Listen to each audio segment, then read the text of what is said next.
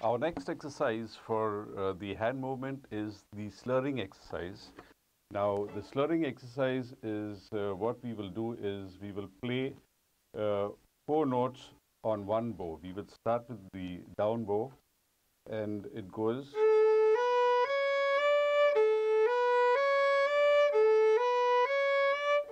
So we play four notes with the down bow, four notes with the up bow on the same string. We start with the A string. We play the A open, the first finger, second finger, and the third finger. And then we go back.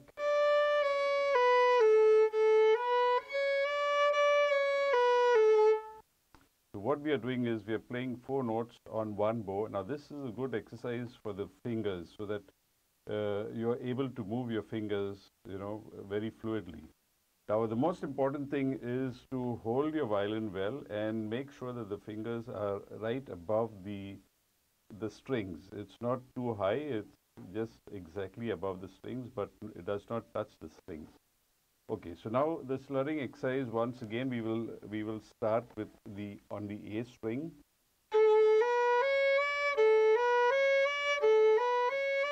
Then we go to the E string.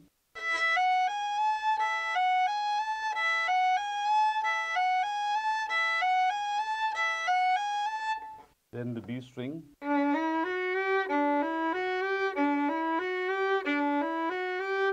Then the G string again.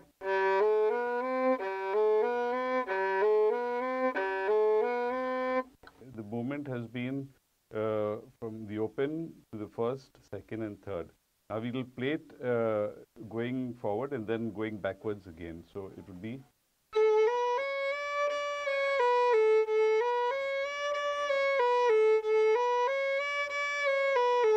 Then on the E string.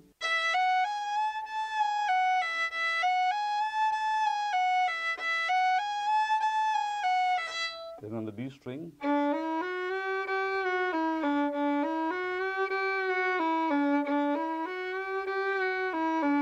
Then on the G string.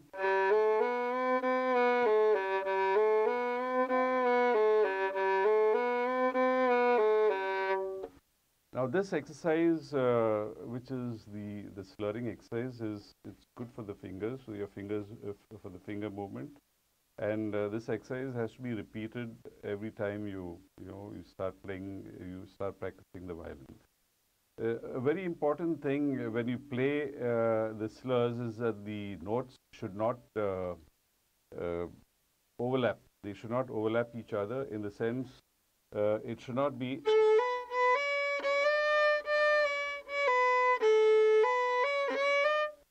It should not overlap each other.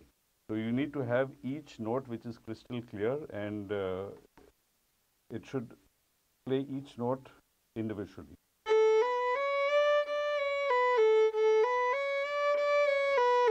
So you can hear each note played individually, separately, and there's no overlapping.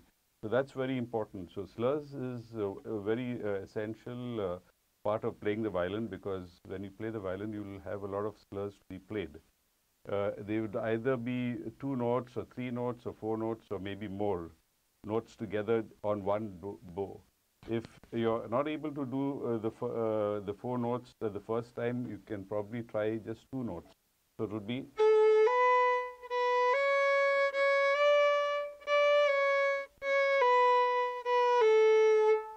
So you play just two notes together at one time, but I would rather prefer that you play all the four notes which is on one string, so you have the open, first, second, and third.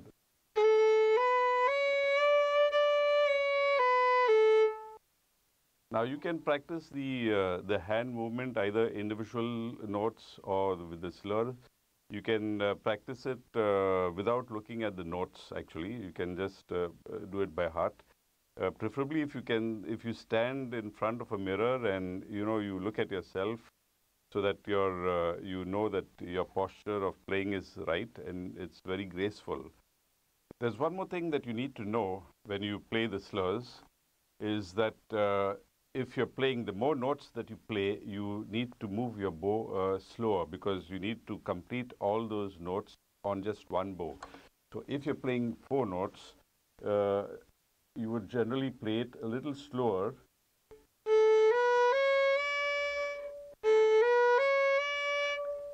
just to ensure that you're able to give equal length to each of the notes, equal time to each of the notes. Yeah. So you don't lose bow if you play it a little faster.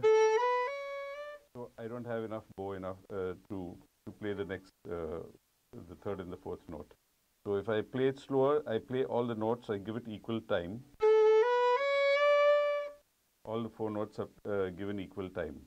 So I need to play it a little slower. The more notes that you use for slurs, like if you use 8 notes, then you have to go a little much slower. If I'm playing 8 notes,